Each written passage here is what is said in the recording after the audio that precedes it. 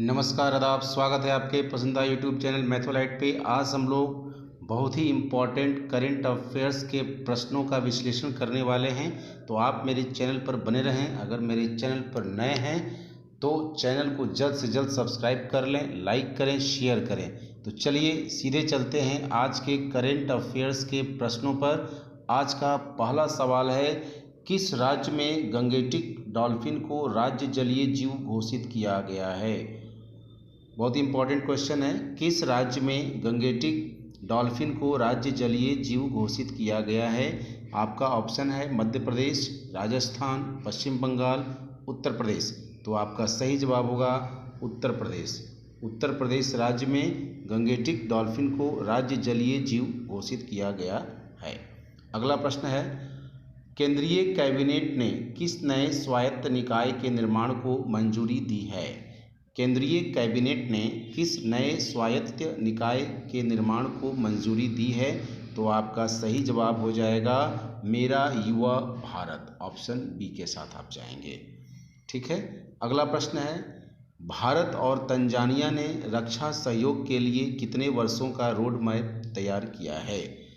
बहुत ही important question है करंट का। भारत और तंजानिया ने रक्षा सहयोग के लिए कितने वर्षों का रोड मैप तैयार किया है?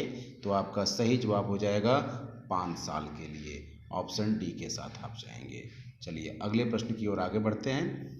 अगला प्रश्न है, भारत की किस पुरुष युगल जोड़ी ने BWF रैंकिंग में पहला स्थान हासिल किया है? तो आपका सही जवाब हो जाएगा ऑप्शन बी, सात्विक साईराज और चिराग शेट्टी ने। ऑप्शन बी के साथ आप जाएंगे। अगला प्रश्न है, भारत सरकार ने किस वर्ग के छात्रों के लिए आवासीय शिक्षा योजना श्रेष्ठ की शुरुआत की है? भारत सरकार ने किस वर्ग के छात्रों के लिए आवासीय शिक्षा योजना श्रेष्ठ, जिसका नाम है, की शुरुआत की है? तो आपका सही जवाब हो जाएगा ऑप्शन बी, अनुसूचित जाति। ठीक है, ऑप्शन बी के साथ आप जाएंगे। अगला प्रश्न है, संस्कृति मंत्रालय ने विशेष स्वच्छता अभियान 3.0 के अंतर्गत स्वच्छता के लिए किस देश भर में कितने स्थलों को चिन्हित किया है? संस्कृति मंत्रालय ने विशेष स्वच्छता अभियान 3.0 के अंतर्गत स्वच्छता के लिए देश भर में कितने स्थलों को चिन्हित किया है?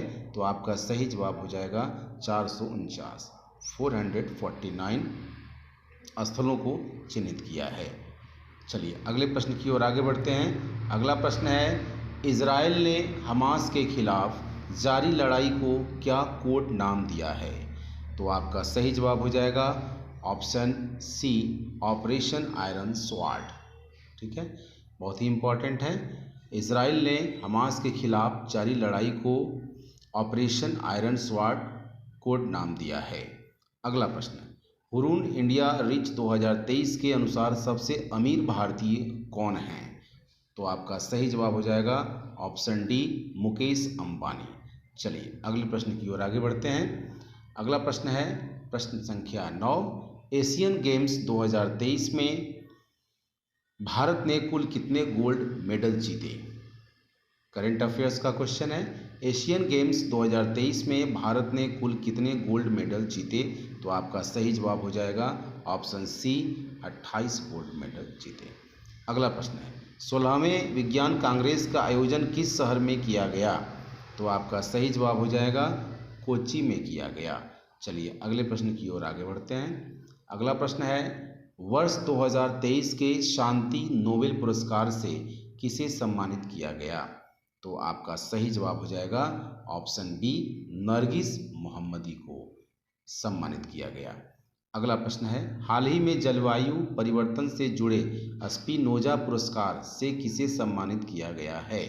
तो आपका सही जवाब हो जाएगा option A, doctor Joita Gupta को। ठीक है, चलिए अगले प्रश्न की ओर आगे बढ़ते हैं। अगला प्रश्न है, दीपिका पल्लिकल और हरिंदर पाल संधू की जोड़ी ने एशियाई खेलों के किस गेम में स्वर्ण पदक जीता?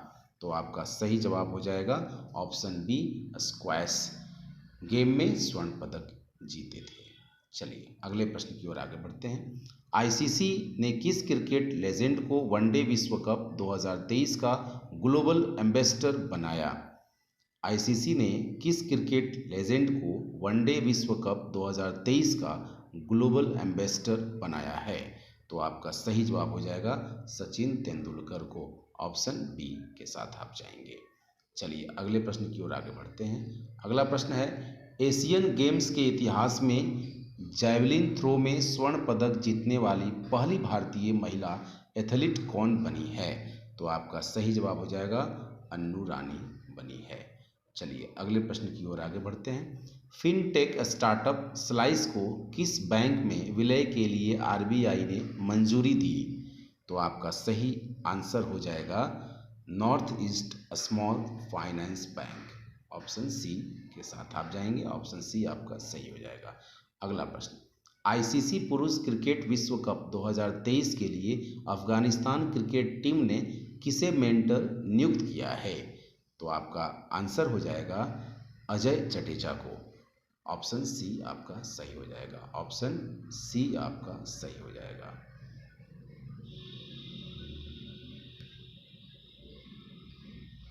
चलिए ऑप्शन सी अजय जडेजा। अगला प्रश्न है, भारत के बाहर डॉक्टर BR अम्बेडकर की सबसे बड़ी प्रतिमा का अनावरण किस देश में किया जाएगा? तो आपका सही जवाब हो जाएगा ऑप्शन डी USA में।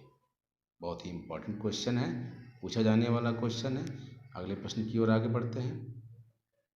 अगला प्रश्न है, भारत के पहले सोलर रूफ साइकिलिंग ट्रैक का उद्घाटन कहाँ किया गया? भारत के पहले सोलर रूफ साइकिलिंग ट्रैक का उद्घाटन कहाँ किया गया? तो आपका सही जवाब हो जाएगा ऑप्शन सी हैदराबाद में किया गया। चलिए आज का अंतिम सवाल, विश्व बैंक ने वित्त वर्ष 2023 से 24 के लिए भारत की GDP ग्रोथ का क्या पूर्वानुमान लगाया है? तो आपका सही जवाब हो जाएगा ऑप्शन बी 6.30%, 6.30% लगाया है। तो इस तरह का इम्पॉर्टेंट क्वेश्चन है जो आपके आगामी परीक्षा में पूछा जाने वाला है। तो इस वीडियो को आप ध्यान से देखेंगे, हर एक प्रश्नों को बार बार देखेंगे ताकि आपके आगामी परीक्षा में इस तरह के प्रश्न अगर पूछे जाएं तो छूटे नहीं और आप सफल हो सकें।